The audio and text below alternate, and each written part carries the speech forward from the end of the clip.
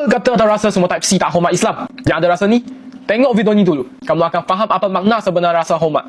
Video ni tentang bila dengar orang Islam tengah berdoa, mereka semua berhenti. Tak ada siapa paksa, tak ada siapa suruh. Salah ke? Kalau saya bukan Muslim, saya sebut Assalamualaikum kepada kaum Muslim. Atau bila saya mula minum, saya baca Bismillah. Bila rasa bersyukur, saya sebut Alhamdulillah. Sebagai rakyat Malaysia, Saya pergi ceramah di Kuching, Sarawak. Masjid mereka sebelah dengan gereja. Bila ramai ceramah, parking penuh. Gereja tu buka pintu pagar. Dia panggil orang main parking dalam kawasan dia. Negara Islam yang sambut Christmas tak masuk akal kan? Ya, inilah yang kamu dapat tengok di negara yang berbelang kaum. 10% dari populasi Malaysia ialah Kristian. Lebih dari setengah ialah bumi putra dan sudah tentu dari bangsa India dan China. Setengah orang Muslim anggap Christmas macam perayaan biasa. Dari jauh, Malaysia mungkin kelihatan seperti negara biasa di peta dunia. Tetapi, sesiapa yang melangkah, masuk sahaja pasti akan sedar. Ada sesuatu yang aneh, sesuatu yang membuatkan para pengkaji, pelancong dan media antarabangsa tertanya-tanya. Bagaimana sebuah negara mampu hidup dengan begitu banyak budaya, bangsa, agama dan gaya hidup tanpa huru-hara? Inilah misteri yang akhirnya terjawab. Ramai menganggap Malaysia hanya destinasi makanan, pantai dan bandar moden. Tetapi semakin ramai pelancong datang, semakin pelik laporan yang diterima. Orang sini terlalu hormat. Masyarakat Malaysia hidup macam dah dilatih sejak kecil untuk faham perbezaan. Tak pernah rasa kecut perut walau berada dalam komuniti berbeza. Dunia mula meneliti. Negara-negara besar mula membandingkan data. Pakar sosiologi mula menulis laporan dan penyelidik antarabangsa mula berkumpul bertanya soalan sama. Apakah rahsia sebenar Malaysia? Mengapa negara ini dianggap sebagai antara paling toleran walaupun penuh dengan kepelbagaian ekstrim? Hari ini misteri itu akan dibongkar. Rahsia yang selama ini tak pernah disebut secara terbuka, cara masyarakat Malaysia berfikir, cara mereka hidup, cara mereka menerima satu sama lain, akhirnya muncul ke permukaan. Bersiaplah, kisah ini bukan biasa-biasa. Saya pergi ceramah di Kuching, Sarawak. Masjid mereka sebelah dengan gereja. Bila ramai ceramah, parking penuh. Gereja tu buka pintu pagar. Dia panggil orang main parking dalam kawasan dia. Hidup mereka toleransi. Kristian ke, Muslim ke, Kadazan ke, Dayak ke, hidup dia baik sungguh. Walaupun tak sama Islam dengan tak Islam tak sama. Nobody ever bled for the independence of this land except the Malays. So you can't blame them for suspecting that they might be the only people who ever would bleed for the independence of this land if it was ever threatened. Because they're the only ones who ever did bleed. Now, they bled for the independence of this land. They achieved the independence of this land. They freed themselves from the British Empire. And then they adopted the people whom the British Empire left behind. They integrated them into the citizenry of the new independent Malaysia. They didn't have to do that. Now, I think it's very important to understand this and to recognize this history so that you can appreciate the astounding magnanimity and humanity of spirit that the Malays exhibited towards the people who had formerly worked for the British Empire against the independence of the Malays, against the independence of this land. They integrated those people into the citizenry. They gave them full citizenship, and they made Malaysia, and now they're all brothers and sisters. They're all fellow citizens in the same one Malaysia.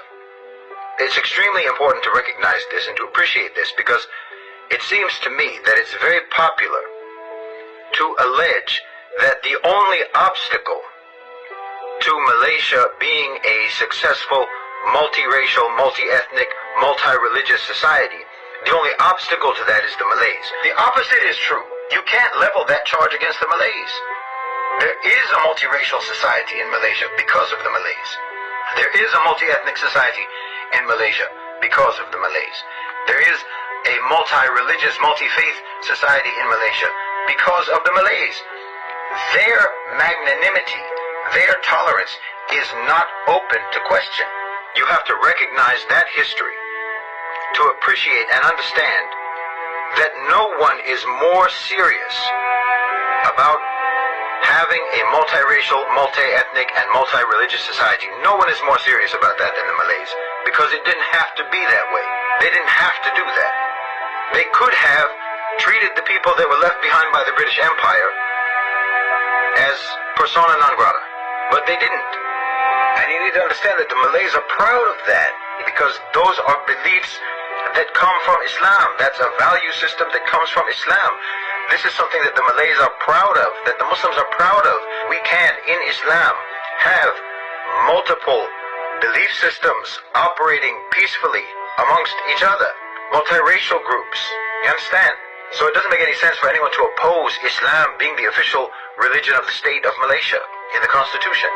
Because it's on that basis, it's because of that value system that you have a multiracial, multi-ethnic and multi-religious society. You have to appreciate it. Macam cikgu pergi ke Rumah Panjang misalnya. Bila cikgu pergi berjalan Rumah Panjang, ada bertemu dengan Sidak Iban ya. Jadi kita nanya, bila kita bercakap Iban, mereka ajak duduk di ruai. Bila mereka bertanya, Nuan hari ni cikgu, kita pun bagi tahulah, oh aku tu hari Perak tu, hari Semenanjung. Apa bisik menyadi aku kahwin dengan orang Selangor cikgu. Kemudian orang daripada jiran dia pula bisik menantu cikgu orang Johor. Melayu Johor. Sidaknya tahu rindu datang itu. Nanti maya hari Christmas, hari Gawai, sidaknya datang ngabang itu cikgu. Jadi pada pandangan saya, mereka menerima kami orang luar ni. Betul. Kan? Jadi itulah sesuatu yang pada saya sangat unik. Nilai menerima, a sense of acceptance. Betul. Yang itu yang saya dapat lihat. Betul. Jadi itulah yang menyebabkan saya nampak Sarawak ini sangat istimewa. Dan saya minta sangat Sarawak ini terus kekal begini. Kan? Kerana ini merupakan suatu nilai yang sangat-sangat bermakna bagi negeri Sarawak. Heritage ke? Salah ke kalau saya bukan Muslim, saya sebut Assalamualaikum kepada kaum Muslim? Atau bila saya mula minum, saya baca Bismillah. Bila rasa bersyukur, saya sebut Alhamdulillah. Sebagai rakyat Malaysia, saya rasa penting hormat budaya dan agama sekeliling. Bila saya sebut Assalamualaikum, saya sebenarnya mendoakan kesejahteraan seseorang. Bila saya cakap Bismillah, saya percaya setiap rezeki itu ada nilai dan makna. Bila saya sebut Alhamdulillah, saya rasa lebih bersyukur dengan nikmat yang saya dapat. Walaupun saya bukan Muslim. Tapi saya nak tahu juga pandangan korang.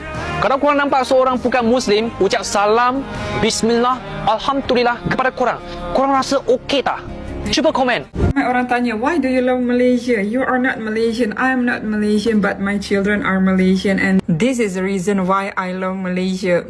Then I feel so proud because Malaysia adalah sebuah negara yang masih berani bersuara, negara yang tak tunduk pada kezaliman. Di dunia yang semakin diam bila melihat penderitaan, Malaysia tetap tegas berpihak pada kemanusiaan. I'm so proud of Malaysia. I'm so proud because my kids are Malaysian. I live in Malaysia sebab inilah nilai yang anak-anak saya akan bawa bila mereka besar nanti. Inilah sebab saya cinta Malaysia. You all setuju tak bahawa Muslim dekat Malaysia ni adalah Muslim yang tinggi nilai tolak ansur kita? Apa sahaja yang berlaku, Alhamdulillah kita mempunyai kadar toleransi yang tinggi. Tanah wakaf untuk masjid pun masih lagi kita Alhamdulillah dengan usaha. Even tuan tanah asal yang pemilik wakaf pun menawarkan diri untuk melibatkan kos dalam pemindahan tersebut. Muslim dekat Malaysia adalah yang mempunyai nilai toleransi yang tinggi.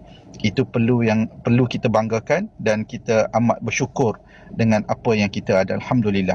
Apa kata atau rasa semua type C tak hormat Islam? Yang ada rasa ni, tengok video ni dulu. Kamu akan faham apa makna sebenar rasa hormat. Video ni tentang bila dengar orang Islam tengah berdoa, mereka semua berhenti. Tak ada siapa paksa, tak ada siapa suruh. Itu datang dari hati. Inilah Malaysia sebenar yang dunia patut nampak. Berbeza bangsa, berbeza agama, tapi sama ada adab dan rasa hormat.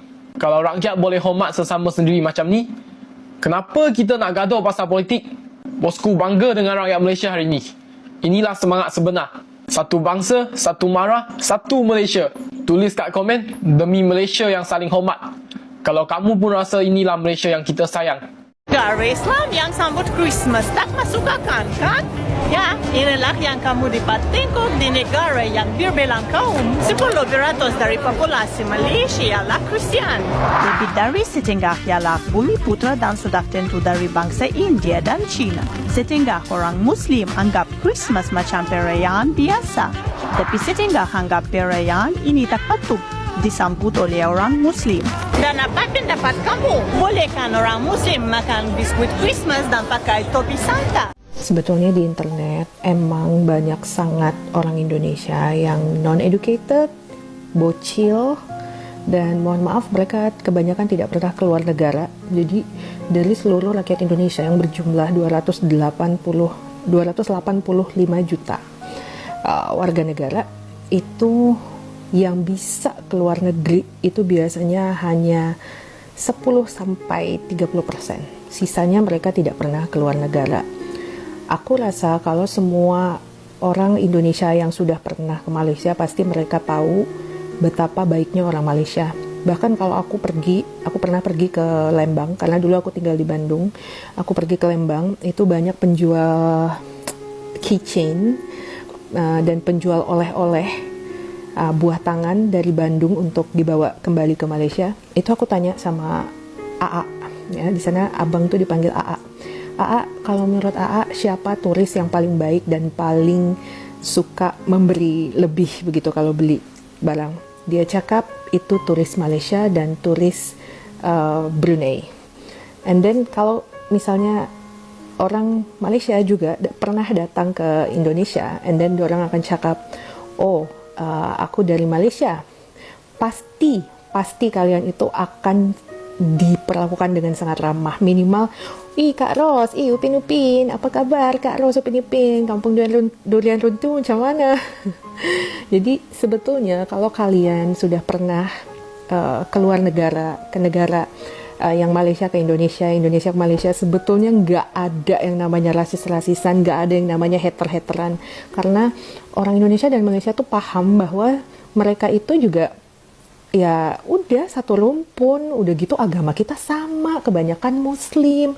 Even Cina Malaysia dan Cina Indonesia aja itu tuh mereka saling nggak bisa membedakan masing-masing. Oh, kau dari Malaysia atau Indonesia? Paling cara ngebedainnya kalau Cina Indonesia itu jarang yang bisa ngomong bahasa Cina fasih seperti Cina Malaysia gitu.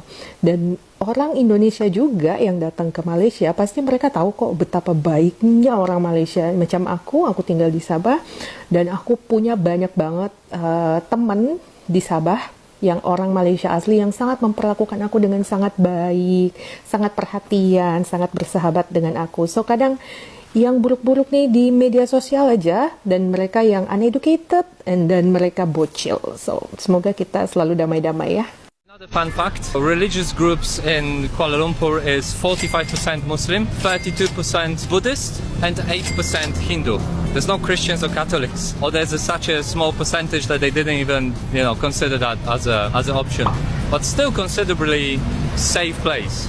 This is my first impression, obviously. All of that vlog is about the first impressions. New York, New York.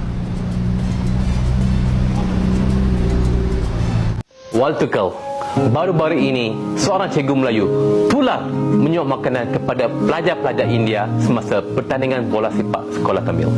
Ini bukan sekadar tentang makanan, tetapi tentang kebaikan orang Melayu, perpaduan sesama kita dan Malaysia yang penuh toleransi yang kita semua impikan. Jawapan kepada misteri ini mengejutkan ramai pemerhati luar. Toleransi Malaysia bukan datang daripada undang-undang, bukan juga datang daripada propaganda. Ia datang daripada kehidupan seharian rakyatnya sendiri. Semuanya bermula dari perkara kecil beratur beli sarapan sambil berdiri. Sebelah bangsa lain berkongsi meja mamak tanpa rasa janggal, sambut perayaan yang bukan perayaan sendiri. Perkara kecil inilah yang akhirnya membentuk budaya besar, budaya harmoni yang lahir secara semula jadi. Pakar menyedari satu hal luar biasa. Masyarakat Malaysia tidak dipaksa untuk menerima perbezaan, mereka sudah lama hidup bersamanya sejak generasi terdahulu. Dan kerana itulah, toleransi di Malaysia bukan sekadar slogan. Ia terbentuk daripada realiti hidup setiap hari. Pelancong asing pula terkejut bila melihat masjid, gereja, kuil dan tokong boleh berada dalam radius beberapa ratus meter tanpa masalah. Mereka pelik melihat rakyat boleh gurau mesra walaupun berbeza agama. Mereka hairan bagaimana negara ini boleh kekal tenang, walaupun penuh perbezaan budaya. Inilah rahsia yang akhirnya terjawab. Malaysia tidak menunggu dunia memuji, Malaysia sudah lama melakukannya secara senyap. Toleransi bukan sekadar kata-kata. Ia adalah identiti. Dan disinilah penutupnya. Ketika negara lain masih bergelut dengan perbezaan, Malaysia telah lama menjadikannya kekuatan. Sebuah rahsia lama, kini jelas. Harmoni bukan kebetulan, ia pilihan yang Malaysia buat setiap hari.